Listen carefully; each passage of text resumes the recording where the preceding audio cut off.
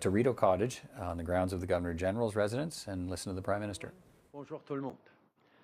Avant de commencer l'annonce ce matin, Before I start today's announcement, I'd like to say a couple of words about travelling. We're in talks with Canadian Airlines to help Canadians to get home. We'll have more details to announce in the coming days, but the first flight from Morocco will leave this weekend. As I announced on Wednesday, Canada and the US have come to an agreement to prevent non-essential travel across the border, especially tourism. Trade will continue, however.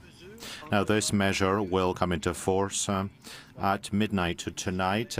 Minister Blair will give more details later today. In addition, Canada and the US are announcing a mutual agreement based on which we will be sending irregular immigrants back across the border once they try to cross into Canada. Canadian Airlines to help Canadians stranded abroad come home. We will have more details to share, but the first flight will be picking up Canadians from Morocco this weekend. As I announced Wednesday, Canada and the United States have agreed to stop non-essential travel, specifically for tourism and recreation. Trade and commerce will continue. This takes effect at midnight tonight, and Minister Blair will give more details today. Further, today, Canada and the United States are announcing a reciprocal arrangement where we will now be returning irregular migrants who attempt to cross anywhere at the Canada-US border. Over the last week, the whole country has mobilized to slow the spread of COVID-19. Doctors, nurses have come out of retirement to strengthen hospital staff, technicians administrating tests, and researchers trying to find a vaccine are working longer and longer hours. And people are following the recommendations that have been given by our public health agencies. People are washing their hands more. We're working from home. We're trying to limit to the maximum the travel we do to protect our own health and that of others. But it's not just individuals who are trying to help their communities. Businesses also are doing their share. For example, the supermarkets who are opening an hour earlier to serve the most vulnerable in our communities, or manufacturing businesses who are asking us if they can help. Just last week, in fact, several Canadian companies have contacted our government to offer their assistance as well. I'd like to thank them for their solidarity and their generosity as well. Many businesses put their hand up and asked us what they can do. So today we're announcing a new strategy that will make it easier for companies to help out during this critical time. We are launching Canada's plan to mobilize industry to fight COVID-19 to ensure that we can quickly produce here in Canada the things we need. This initiative will help companies that are already making things like masks, ventilators, and hand sanitizer to massively scale up production. It will also provide support to those who want to retool their manufacturing facilities to contribute to this fight. For example, the Auto Parts Manufacturers Association reached out to us asking how they could help. Our healthcare professionals really need support, so our government will help these companies shift production from auto parts to medical supplies. We're also closing to reach agreements with several other companies, including Thornhill Medical, Medicom, and Spartan Bioscience. Minister Baines and Minister Anand will have more to say on this later today. Our government is also creating new, innovative procurement streams to allow more businesses to develop solutions and products Canadians need because of COVID-19. We will expedite these streams so firms can get to work quickly and these products are ready to use as soon as possible. Canada is home to some of the best innovators in the world, and with this new initiative, we will harness their talent and know-how to get through these challenging times. Aujourd'hui, On lance le plan de mobilisation de Today we're launching Canada's plan to mobilise industry to fight COVID-19 so that we can rapidly manufacture the things we'll need here in Canada. Under this plan, businesses which are already manufacturing hand sanitizer, ventilators and other products will be able to increase their production capacity significantly. We will also be supporting those who are buying equipment to allow those businesses also to produce things we need. The Canadian Auto Parts Association has asked what they can do to help as well. Well, healthcare professionals really need our support, so our government will be helping these businesses to manufacture medical equipment instead of car parts. We're also concluding agreements with other businesses across the country, including Thornhill Medical, Medicom and Spartan Bioscience. Minister Baines and Anne will have more to say on this issue later today. Our government will also be putting in place a new innovative procurement streams to allow a larger number of businesses to develop solutions and goods that Canadians need because of COVID-19.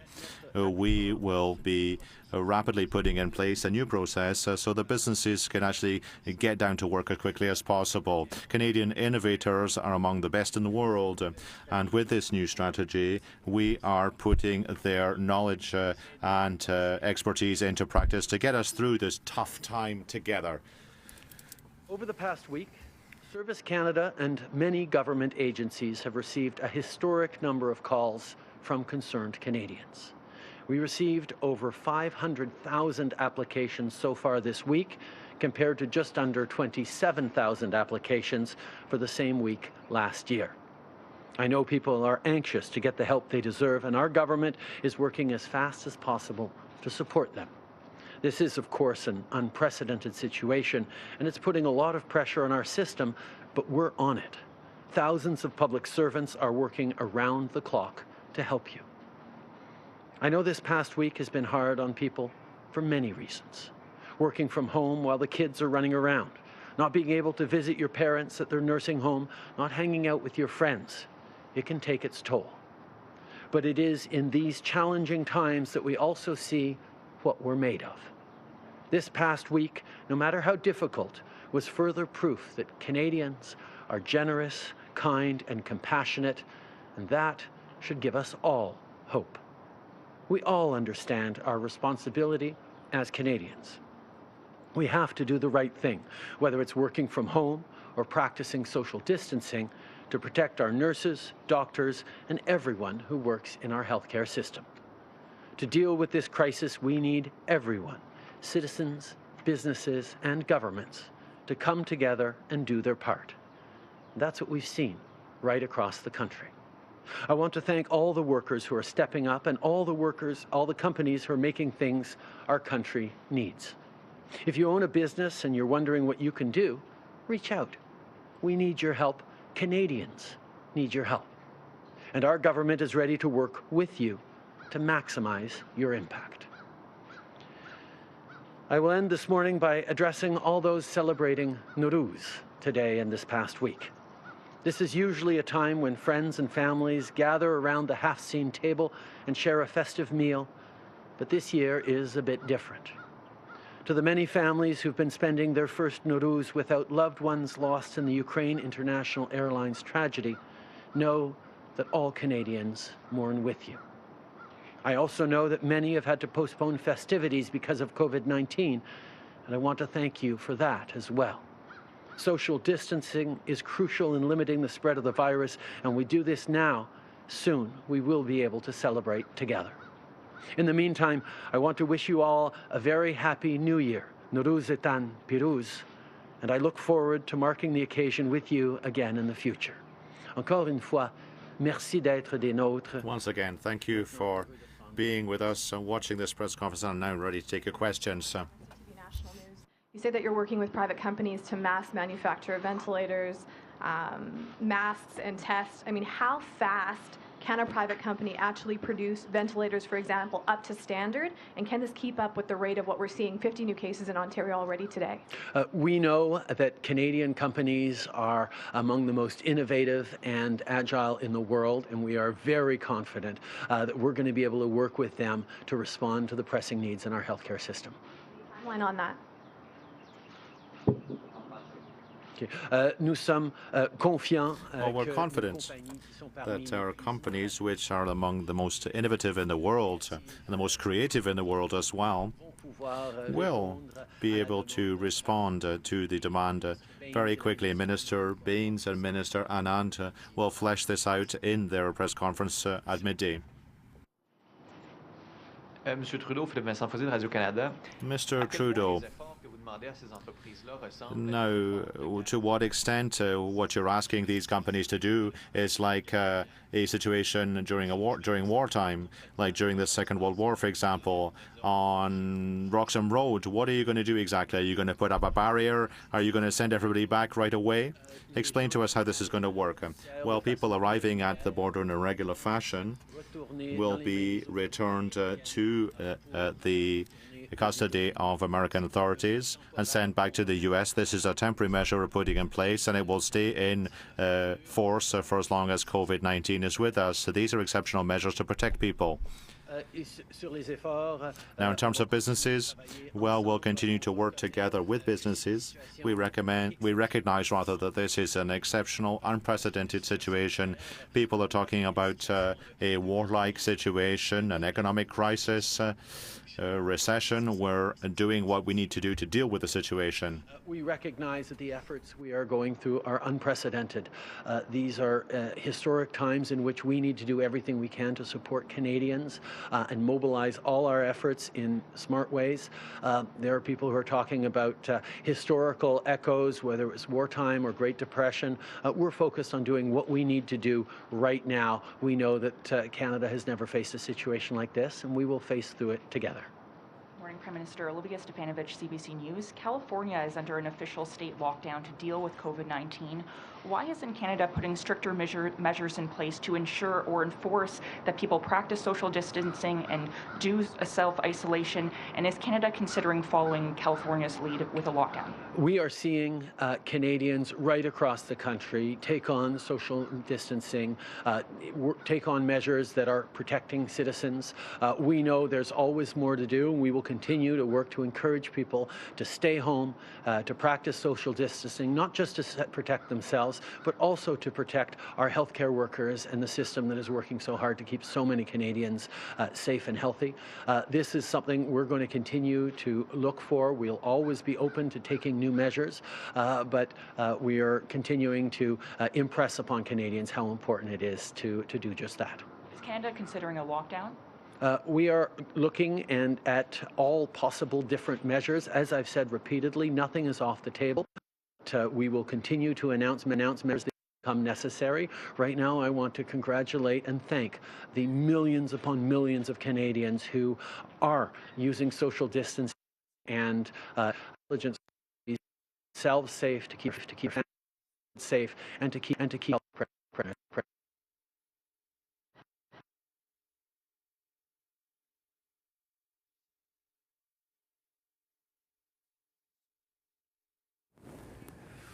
All right, Peter Van Dusen listening along with you. Okay, looks like we've got it back. Let's listen in again. Okay, so we've obviously had technical breakup of the signal coming out of the Prime Minister's address. That's a real bad time for that to happen, no doubt, as he takes questions from reporters. But let me quickly recap what we heard from Justin Trudeau and some significant developments here today. Border closes at midnight to all non-essential. Okay, we're going to try and see if we can make this work with a different camera. Let's listen in. On Both sides are professionals who are very used to ensuring that people crossing the border are doing so the right way and for the right reasons. This is a particular situation, and I have every confidence that they will be able to respond appropriately to travelers. At the same time, I know that the message going out to people across North America is to stay home, is to not go visit your neighbors unless it's absolutely necessary, and that is simply the message that we are sharing, that people are understanding. It won't necessarily take a border guard telling someone that. People will make decisions in consequence based on their own choices. I think that's the important part that we're continuing to advise people about. Parfait, on va maintenant passer aux questions des journalistes sur la ligne. Modératrice, c'est à vous. Thank you. Merci. We will now be taking questions from the telephone lines. Our first question, notre première question vient de David Youngbrun with Reuters Ottawa. Please go ahead. À vous la parole. Yes, thank you, Prime Minister. Do you think Canadian athletes should go to the Tokyo Olympics even if the Games are not called off? I think that's an important question that many athletes and coaches and family members are asking themselves. Athletes can train as further decisions around the Tokyo Olympics that won't happen for a few more months. I have heard directly from Prime Minister Abe that he is intent on continuing to hold these Olympics, and I congratulate him for that decision. But obviously, Canadian athletes and the Canadian Olympic team will be making its decision as we get a little closer. Je reconnais que nos athlètes et nos équipes. I recognize that our athletes and our teams are training for the July Olympic Games. I also recognize that the Prime Minister of Japan, Shinzo Abe, has announced that he is really determined to have these Olympic Games go ahead, but the Canadian team, Canadian athletes will make a decision over the next weeks and months about as to whether they intend to participate. It all depends on what's happening in the world and in Japan as well.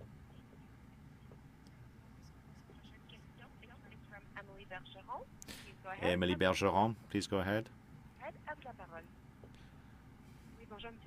Hello, Mr. Trudeau.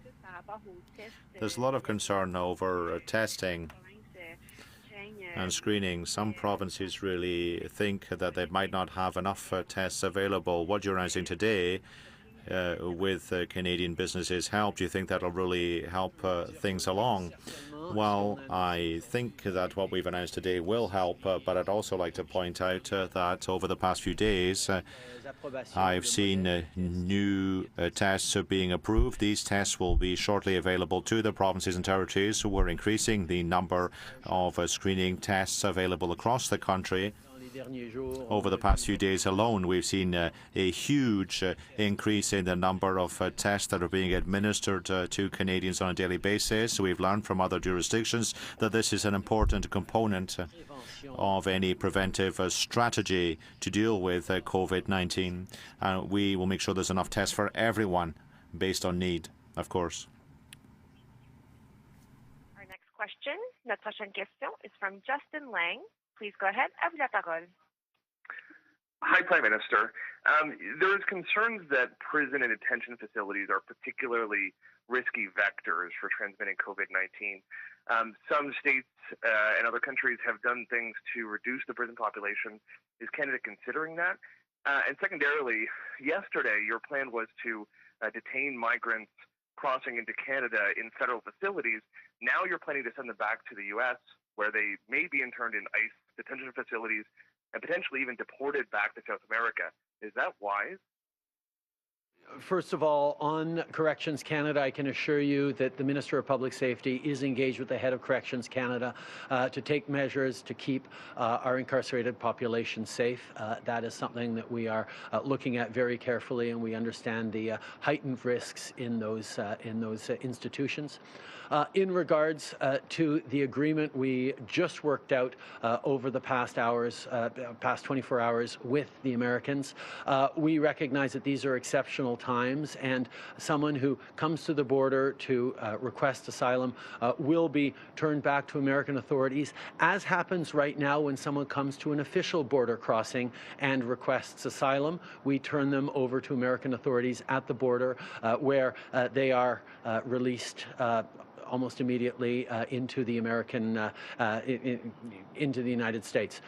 They are, for the most part, people who are legally in the United States, and that is something we are confident about. We also have ensured that we are comfortable with this process as being in line with Canada's values on the treatment of refugees and vulnerable people. Okay. Nous reconnaissons que c'est une mesure temporaire. Well, we acknowledge the fact that this is a temporary measure. Sending those trying to cross the border in a regular fashion back immediately is a temporary measure. But this is a situation which is like what happens to people arriving in a regular fashion at the border to request asylum. They are immediately sent back to the United States. But what we're doing really is to make sure that our processes align with Canadian values. Thank you. Merci. Notre dernière question, our last question, is from Mary Bastel. Please go ahead. À vous la parole.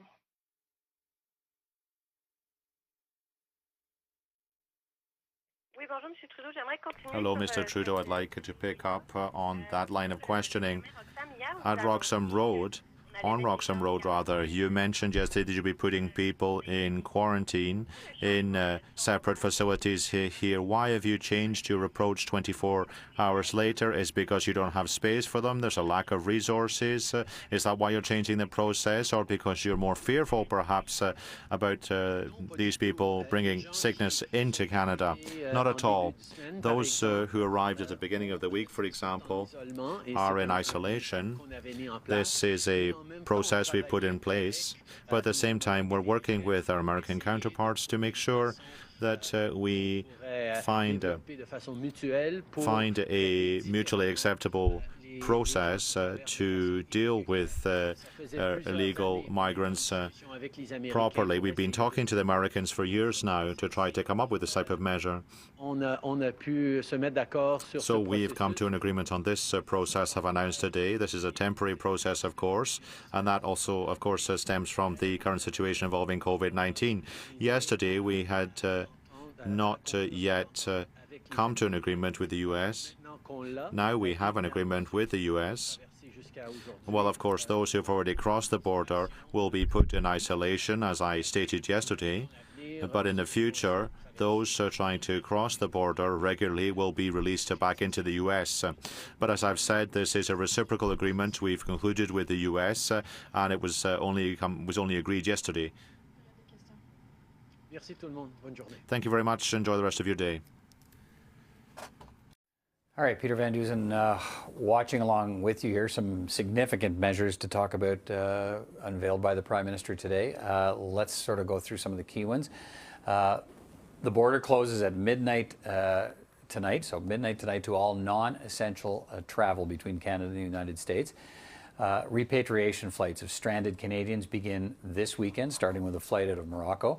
Irregular migrants crossing into either country, Canada or the U.S., from one to the other will immediately be turned back. That's a significant change in policy for this country.